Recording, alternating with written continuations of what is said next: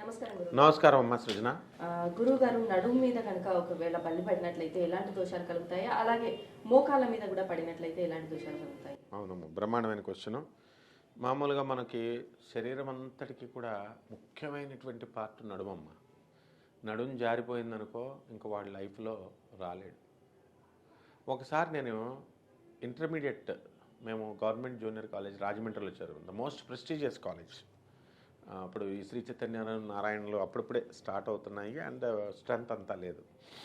దాన్ని మేము చదివిన కాలేజీలో డాక్టర్ సర్వేపల్లి రాధాకృష్ణ గారు, మన ఫస్ట్ ప్రెసిడెంట్ ఆఫ్ ఇండియా, ఎప్పుడో మనకంటే ముందు 40 సంవత్సరాల ముందు ఎప్పుడో లెక్చరర్గా చేశారు, వర్క్ చేశారు. సో అటువంటి కాలేజ్లో మా క్లాస్మేట్ ఒకడు ఉండేవాడు. వాడు మేమంతా ఉన్నప్పుడు బల్లి పడింది వాడికి నడుము మీద. అరే బల్లి పడిందిరా అని చెప్పి వాడు చెప్తుంటే, ఏంట్రా ఏమైంది అని మొత్తం అంతా టీచర్స్ వరకు వెళ్ళింది, ప్రిన్సిపల్ వరకు వెళ్ళింది. ఇలాంటివన్నీ ఓకే అనుకున్నాడు. వాళ్ళ డాడీ లాయర్ అనమాట, తాళ్ళపూడి వాళ్ళ దానవాయిపేట, రాజమండ్రిలో దానవాయిపేటలో గురు రాజారావు వాళ్ళ డాడీ, అడ్వకేట్, ఫేమస్ అడ్వకేట్. బాగుంది. ఇది జరిగిపోయింది. మాకు తెలియదు, ఇక మేము వదిలేసాం.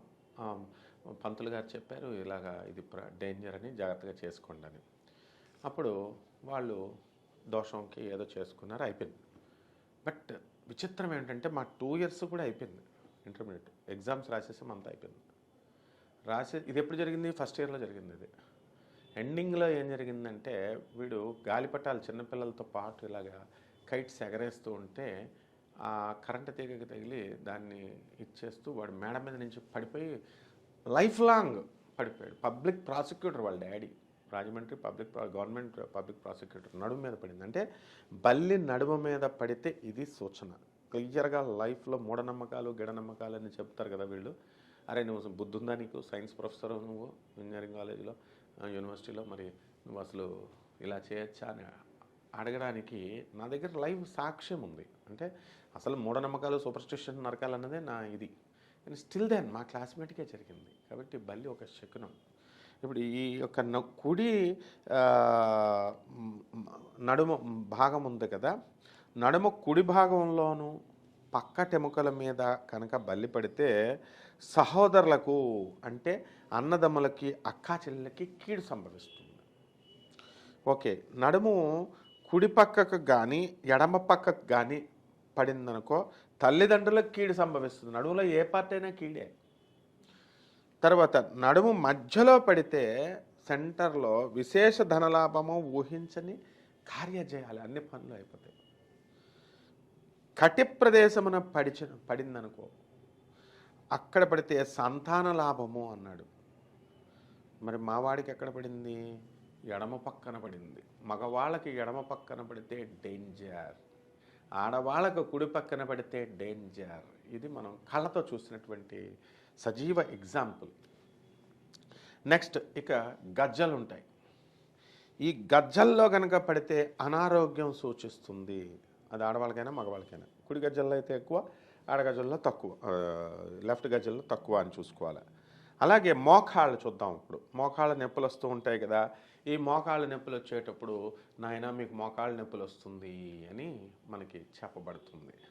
ఇప్పుడు కుడి మోకాళ్ళ మీద కనుక పడితే కీడు సంభవిస్తుంది అన్నారు. అలాగే తొడల దగ్గరకు వచ్చేద్దాం.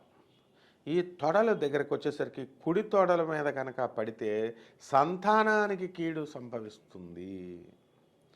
అలాగే తొడల మొదట పడితే, అంటే తొడల స్టార్టింగ్లో కనుక పడితే అనారోగ్యం, నీరసం వస్తుంది.